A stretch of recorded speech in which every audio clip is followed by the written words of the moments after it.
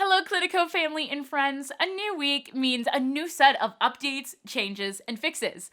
I'm Rachel, and this week our first big change is you can now assign ownership of a Cliniko account. The owner's user account is then protected from other team members from making changes. It's also used to determine who is the rightful owner of the account in case of a dispute. Next, when sending confirmation emails, you now have the option to exclude the calendar event file that is usually automatically attached. Also, when viewing communications, the email or phone number that received or sent the message now shows up at the top of the page. For online bookings, you can now set how far ahead patients can book by 6 or 8 weeks. And finally, there is a new print view for the waitlist. As always, I'm going to go into more detail about each of these changes and where to find them in this episode of Cliniko This Week.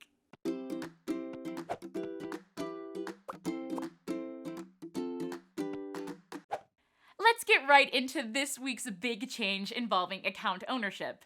Just note, this feature is currently only available for accounts who have one administrator. For accounts that have multiple administrators, this feature is on its way. For accounts that only have one administrator currently, though, ownership will have already been defaulted to that user, which you'll be able to see via Settings, Our Clinic, Users, and Practitioners. You'll see in the security role column, the sole admin will have the owner label added. If ownership has been assigned, to add additional account owners, the owner will need to first add another admin account. Then, grant account ownership from there. Adding an account owner will protect that user's account from changes, even changes from other owners.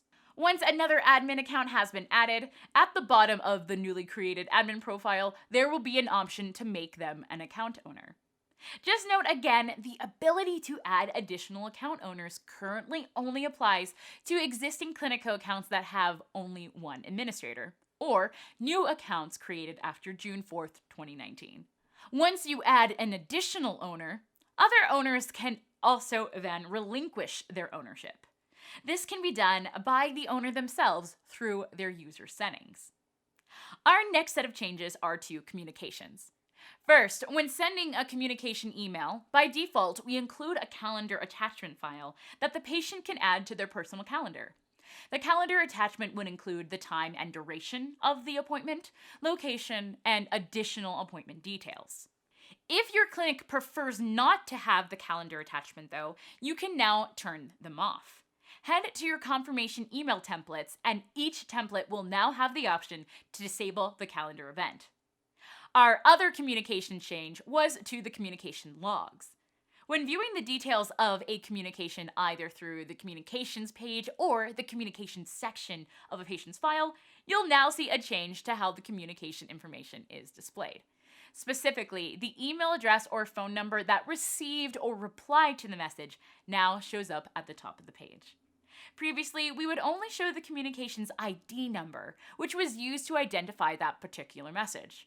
Now the ID number will only show up in the communications address or URL bar. The next change we released was to online booking. When setting up how far in advance a patient can book online, we've now added a 6 and 8 week option. This setting can be found via Settings, Online Booking.